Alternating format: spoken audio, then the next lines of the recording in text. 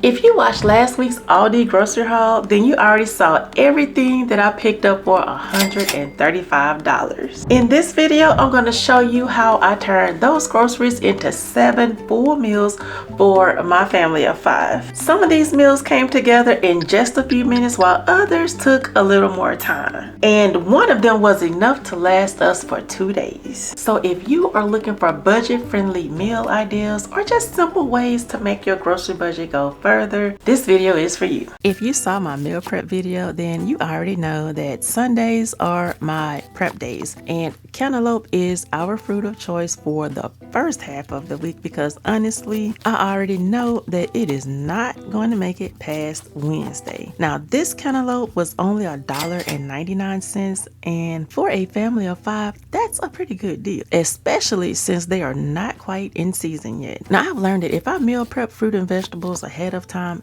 everybody in my house will eat it. But if they have to wash it, cut it, or do any type of extra work, it will just sit in the refrigerator untouched until it goes bad. So now I just prep everything on Sundays. While I'm prepping my fruits and veggies for juicing, I wanted to answer a question from one of our family members. They asked about the actual cost of juicing at home compared to a juice bar. And listen, I get it. Those juice bars can charge you $8, $9, or even $10 just for one bottle. So let's break down the cost of juicing. I got 2 bags of celery for $1.89 each. The ginger was $1.99, and the pineapples were $1.85 each, all at Aldi. So I spent a total of $9.47 just for the fruit, but I was able to get 6 8-ounce bottles and 2 shots of juice out of that $9.47. So when you break the cost down,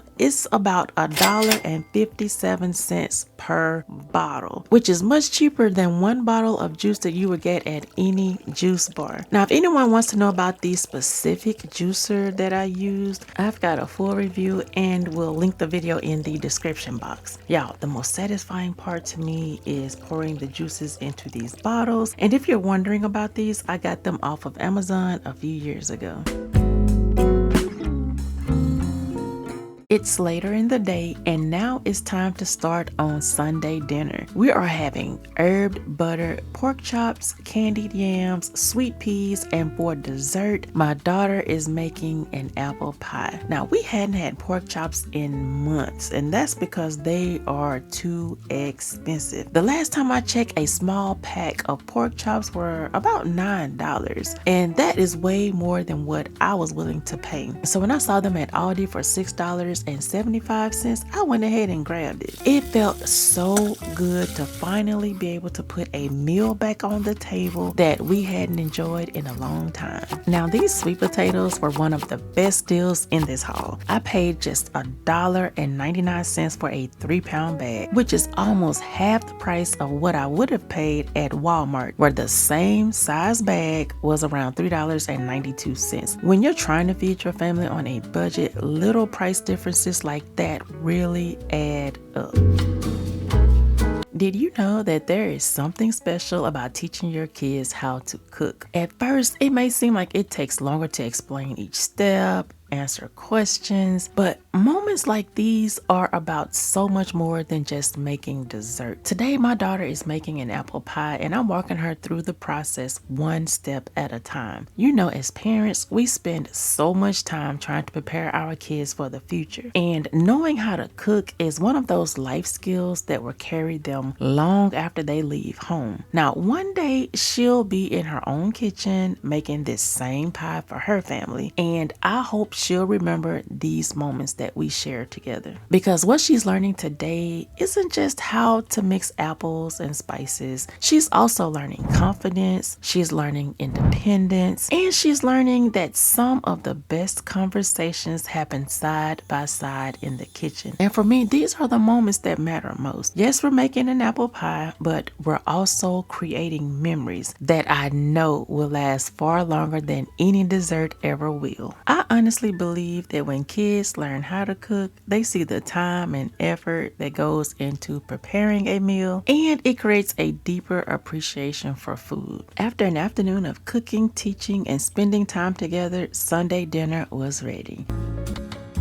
It's Monday morning and the week is already off to a busy start. My original plan was to make these sausage, egg, and cheese biscuits during Sunday prep and freeze them for later, but I ran out of time, so I managed to get up a little earlier this morning to make them fresh instead. Now there were 3 left over, so I wrapped them in saran wrap and placed them in freezer bags for later in the week. I already had a can of manwich in the pantry, so all I needed from this week's grocery haul was some ground beef and a pack of buns to turn it into an actual dinner. Meals like this are perfect for nights when you want something quick and filling without putting in a whole lot of effort. And for sides, everyone can either grab some of that cantaloupe I prepped yesterday, or they can pick a snack from my DIY snack bar. Tuesday is usually Taco Tuesday in our house, but this week I decided to switch things up a little. Instead of my normal burritos that I cook, I used a little ground beef mixed with a little breakfast sausage from this week's Aldi haul to make beef empanadas. They take a little more time than burritos, but every now and then it's nice to switch things up. That's one of my favorite ways to keep meal planning from becoming boring. Even when you're working with the same basic ingredients, a small change can make dinner feel different. That's important when you're cooking for a family week after week after week. Sometimes all it takes is putting a different spin on a regular meal to make everyone a little more excited about dinner. The good thing about empanadas is that they're actually filling and easy to customize with whatever you already have on hand. By the time they came out of the oven, my kitchen was smelling like a whole Mexican restaurant. And that's one of the things I enjoy most about cooking at home. I'm able to take basic ingredients and turn them into something that tastes like it came from your favorite restaurant, but better. And that reminds me, one budgeting tip that I've learned over the years is to look for ingredients that can be used in multiple meals throughout the week. Like ground beef is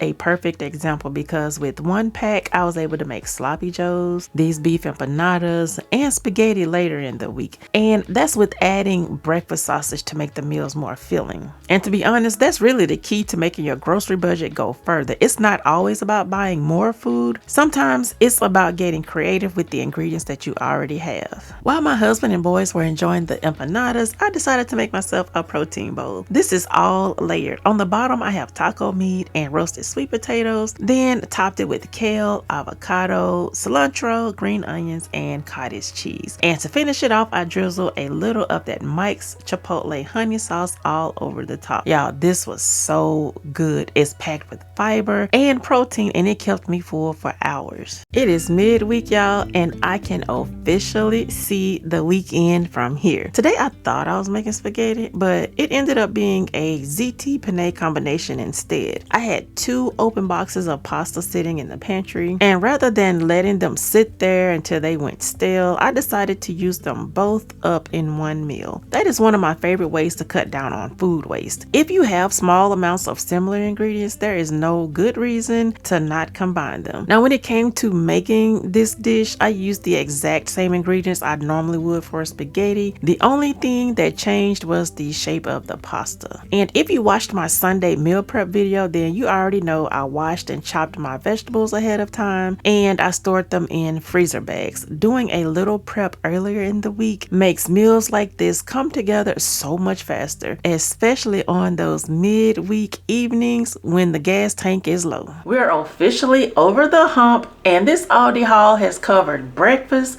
dinner, and even desserts. I'm so happy the spaghetti lasted 2 days because that was one less day that I had to spend cooking in the kitchen. Up next is a meal that my family definitely loved. We made it to Friday, y'all, and normally on Fridays we do homemade burgers, but today I'm going old school and cooking a recipe from my childhood. Tonight we're having smothered chicken with rice, gravy, and sweet peas. I've made this dish 2 different ways. Sometimes I'll pan fry the chicken first to give it a little color and flavor before transferring it to a casserole dish. But today I made it the way I grew up eating it. I pretty much seasoned the chicken really well, placed it directly into a casserole dish, and added the cream of chicken soup on top.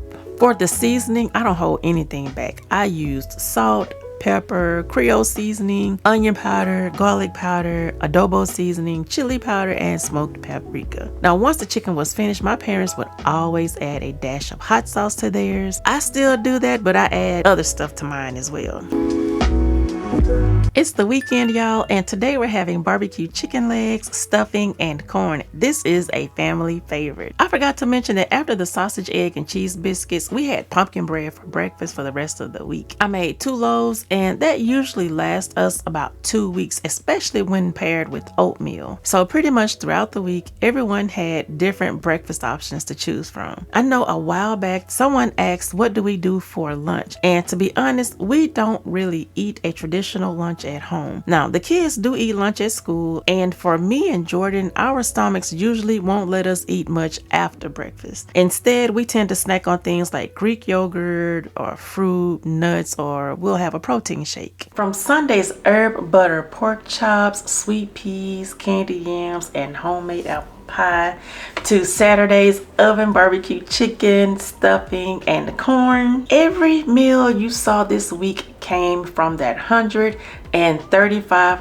Aldi haul. And the best part is I still have groceries to get started on next week's dinner plans. This is why I am such a fan of meal planning. It takes a little time on the front end, but it makes a huge difference when you're trying to feed your family on a budget. One grocery trip was enough to feed my family all week. So if you are looking for ways to make your grocery budget go further, I hope this video gave you some simple meal ideas and showed you just how much you can do with $135 worth of groceries at Aldi. Let me know down in the comments section, what is an Aldi staple that you cannot live without? I have several. I hope you have an amazing day, and we will chit chat in the next one. Talk to you later. Bye.